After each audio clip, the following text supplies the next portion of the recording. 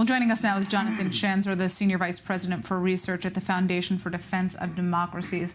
Why is this meeting happening today, and what can we actually expect out of it?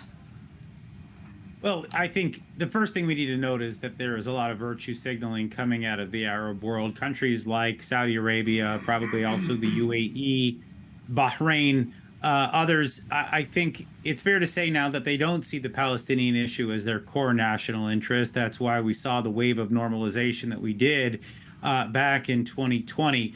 That said, I think that the photos and the reports coming out of Gaza, perhaps Lebanon as well, are forcing some of these governments to hedge a bit. I think this may be the last time we hear such emphatic statements coming out of the Arab world as Donald Trump is set to retake the White House. When he does that, I think we can expect the Saudis to be back in close discussion with the incoming administration about a possible normalization deal. Right. That actually leads to my next question. I mean, what message does this truly send us about Saudi Arabia's willingness to normalize ties with Israel down the line, especially knowing that Trump is set to be sworn in as the next president of the United States? I mean, you're essentially suggesting that right now there's no fear to really make more aggressive statements because he isn't yet leading the country. But obviously, Trump is watching closely to kind of see the reaction of Arab leaders just prior to, oh, look at that. Hold on a second. These are live visuals in the north of Israel of rockets being fired from Lebanon. That seems to be the Iron Dome in action. What you're seeing right now are live visuals of a rocket attack on Israel. This is in the north of the country. Does our control room know which area this is, what we're seeing here? All right.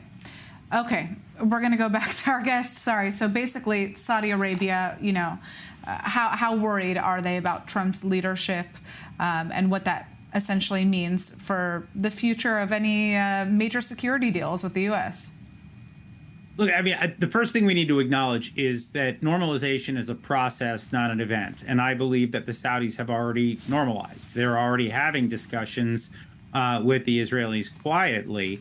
The question is, can we draw them out into the public and to acknowledge their relationship with Israel? I think that's what's on the table. Right now, there's no cost for the Saudis to dig in and to declare their antipathy toward Israel or their alarm or their hostility about what's been going on in Gaza or what's been going on in Lebanon. Never mind that the Israelis are defending themselves. This is playing well in the Arab street, and perhaps it's playing well in Saudi Arabia itself.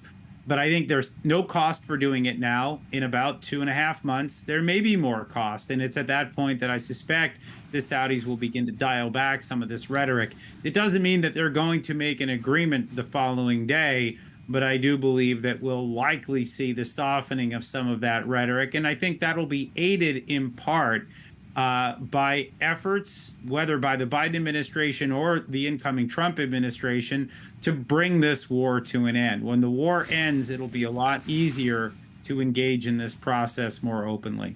All right. I'd like to thank you so much for joining us, Jonathan Schanzer from the Foundation for Defense of Democracy.